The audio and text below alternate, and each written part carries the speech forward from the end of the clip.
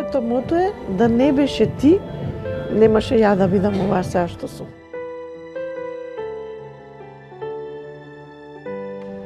Ова може би е најслаткото хумано хоби за кое што некогаш сте слушнале.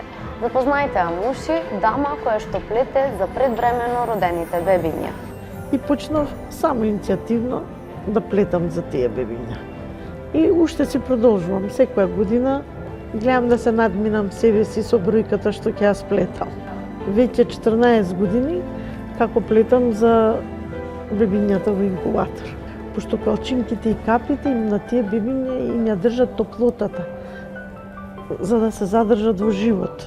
Први мене ми чини задоволство, јас се чувствувам така фино во душа, пошто преостануваше болницата, им плете вакви стегачи на девојчињата, малце да се развеселат и родителите кои ќе ги видат нивните бебиња дотерани.